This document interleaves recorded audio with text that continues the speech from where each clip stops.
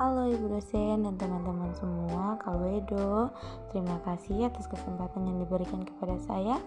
Di sini saya akan menjelaskan materi pembelajaran hasil UTS saya.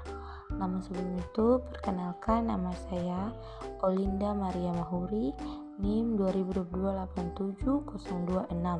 Saya dari Fakultas Keguruan dan Ilmu Pendidikan, Program Studi Guru Sekolah Dasar.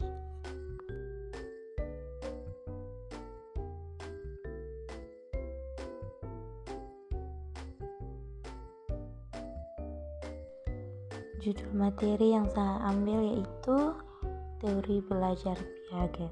Pengertian teori belajar Piaget.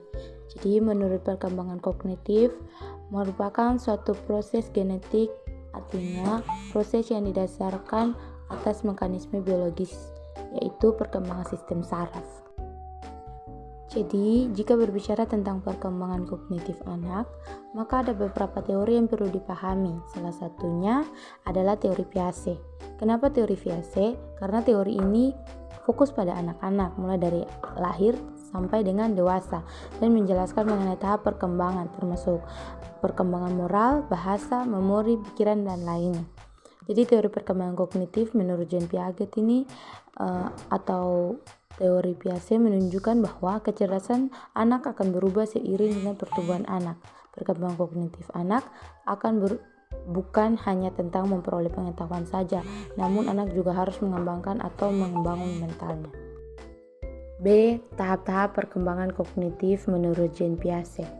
Jadi menurut Jean Piaget, teori perkembangan kognitif seorang filsafat, ahli, dan perkembangan psikologi asal Swiss ini menjelaskan bahwa kecerdasan anak akan berubah seiring dengan pertambahan usia.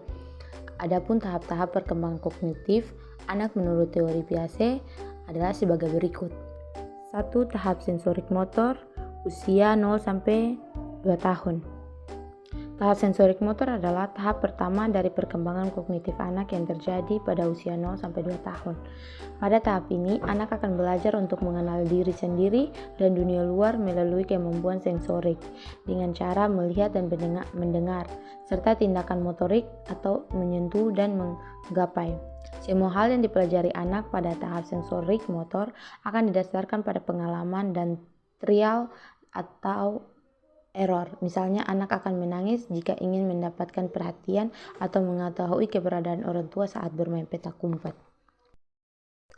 2. Tahap praoperasional, usia 2-7 tahun. Tahap praoperasional adalah masa di mana anak akan mengembangkan kemampuannya dalam mengingat dan berimajinasi. Selain itu, pada tahap ini, anak memiliki kecenderungan untuk meniru cara seseorang dalam berbicara dan berperilaku.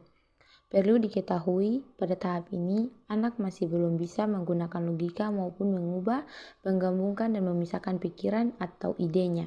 Hal ini yang membuat anak usia 2-7 tahun kerap memiliki tema imajinasi.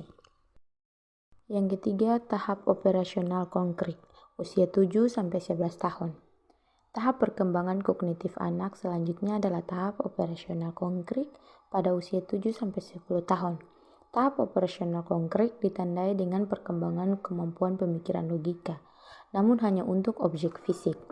Salah satu contoh perkembangan kognitif anak pada tahap operasional konkret adalah anak dapat memahami bahwa air bisa membeku dan mencair, mampu mengatur serta mengurutkan krayon berdasarkan warnanya, dan lain sebagainya. 4. Tahap operasional formal, usia 12 tahun ke atas. Tahap operasional formal merupakan tahap terakhir dari perkembangan kognitif anak menurut teori Piaget. Tahap operasional formal akan dimulai saat anak menginjak usia 12 tahun.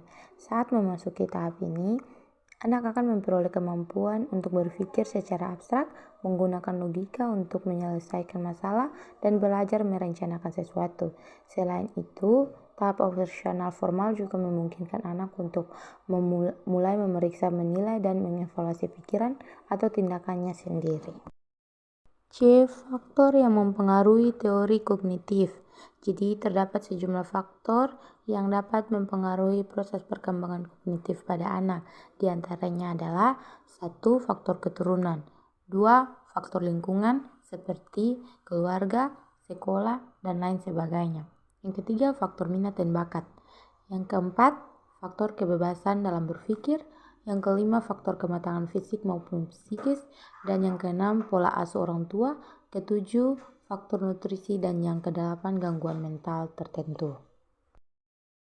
Sekian dan terima kasih hasil penyampaian materi UTS dari saya. Atas perhatian dari Ibu dosen dan teman-teman, saya ucapkan terima kasih.